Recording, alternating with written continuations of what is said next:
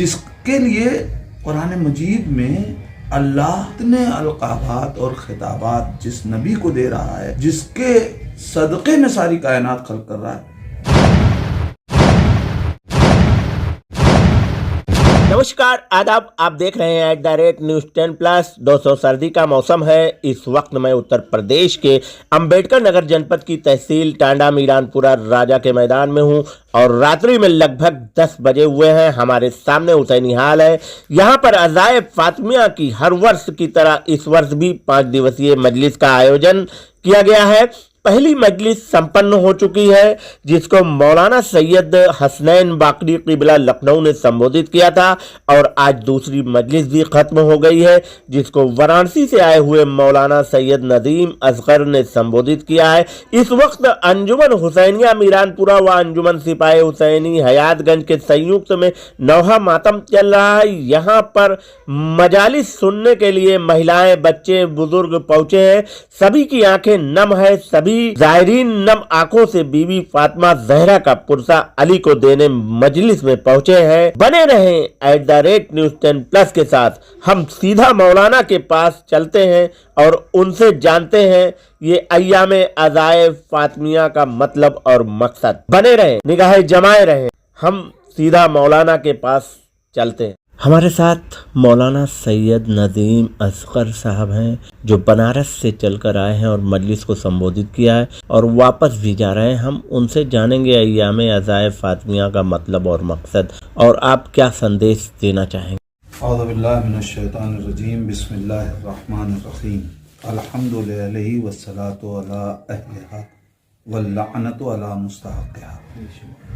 جتنے بھی لوگ آپ کے ذریعے سے اس وقت ہمیں سن رہے ہیں، سب سے پہلے میں سب کی خدمت میں سلام عرض کرنا چاہتا ہوں، اور اس کے بعد یہ ایام عزائے فاطمیہ تاریخ اسلام کا اتنا اہم باب ہے کہ اس سے ہر مسلمان کو واقف ہونا چاہیے۔ رسول اسلام کی وہ بیٹی کہ جس کو اللہ کوثر کہہ کے خطاب کر رہا ہو، اور یہ ساری باتیں ہمارے برادران اہل سنت کی کتابیں بھری ہوئی ہیں۔ آپ فخر رازی جو اتنے بڑے مفسر ہیں، انہوں نے سورہ کوثر میں اس سورہ کوثر کا مصداق جناب سیدہ کو بتایا ہے، جس کے لیے قرآن مجید میں اللہ اتنے القابات اور خطابات جس نبی کو دے رہا ہے، جس کے صدقے میں ساری کائنات خلق کر رہا ہے، جب اسے فاطمہ عطا کر رہا ہے تو اس سے کہہ رہا ہے کہ میرا شکریہ ادا کرو۔ سورہ کوثر میں یہ جو انا اعطیناک الکوثر کے بعد فصلی لربک ونحر ہے، یہ کیا ہے؟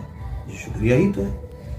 تو جس کا شکریہ اللہ رسول سے مانگ رہا ہو، مسلمان اس کا شکریہ نہیں ادا کریں گے، اور یہ شکریہ کب ہوگا؟ جب تک انسان نعمت نہیں پہچانے گا، شکریہ نہیں ادا کر سکتا۔ لہذا معرفت فاطمہ ہر مسلمان پہ ضروری ہے، اور جب رسول کہہ رہے ہیں کہ فاطمہ تو بضعۃ منی، فاطمہ میرا جز ہے، تو یہ کیسے ہو سکتا ہے کہ ہم جز کو نہ پہچانیں؟ اگر کوئی ایک جز بھی رسالت کا ہم نہیں پہچان سکے تو اس کا مطلب کل رسالت نہیں پہچانے، اور جب تک ہم رسول کو نہیں پہچانیں گے ہدایت نہیں مل سکتی۔ تو عزائے فاطمیہ اصل میں ہم چاہتے ہیں کہ فاطمہ کی معرفت کے ذریعے سے مکمل رسالت کو پہچانا جا سکے۔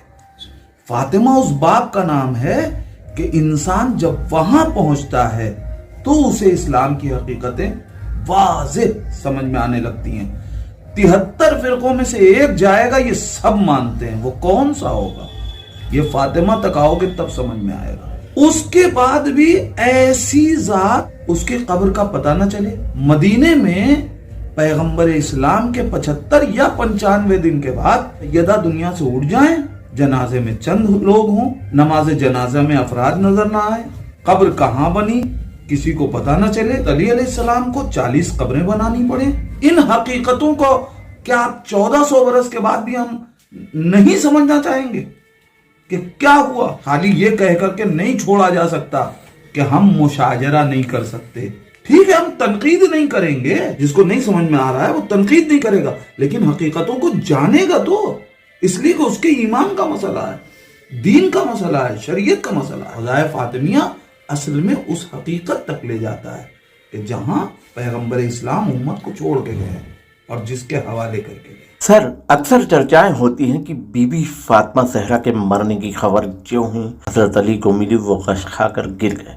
ان में उठने की ताब ना रही, फिर किसी तरह उठे और घर पहुंचे। फिर फातिमा ज़हरा से बात करनी चाहिए। आखिर उनकी बात फातिमा ज़हरा से नहीं हो सकी।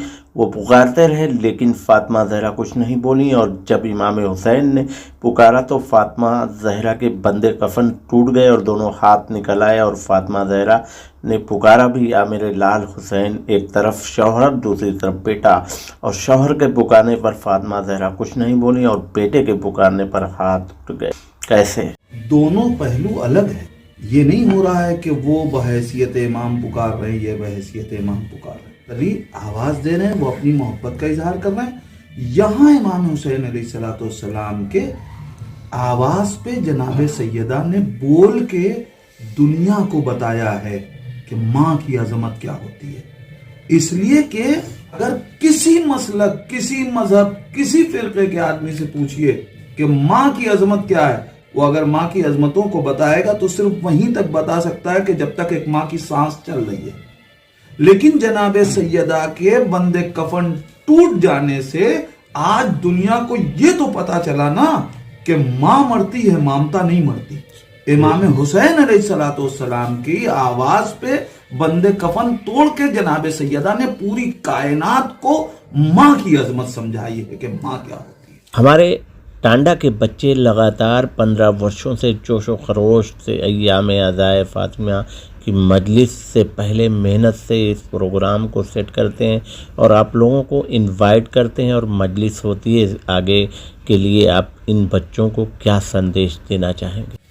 हम बस इतना जानते हैं कि अगर कोई हमारी वालिदा के साथ हमदर्दी करेगा तो हम कोशिश करेंगे कि उसके साथ हमेशा हम अच्छा करें। फातिमा 11 मासूम इमामों की माँ है। जो फातिमा के लिए कुछ करेगा, सारे मासूम बेटे फातिमा के, उसके साथ हमदर्दी। अब इससे बढ़ के मैं इन जवानों के लिए और कुछ नहीं कह सकता। अभी आपने मौलाना से बहुत कुछ सुना। फातिमा ज़हरा 11 मासूमों की माँ थी। जो फातिमा के साथ हमदर्दी करेगा, सारे मासूम इमाम उसके साथ हमदर्दी करेंगे। आप देख रहे थे @News 10+ मोहम्मद राशिद सैयद, अम्बेडकर नगर।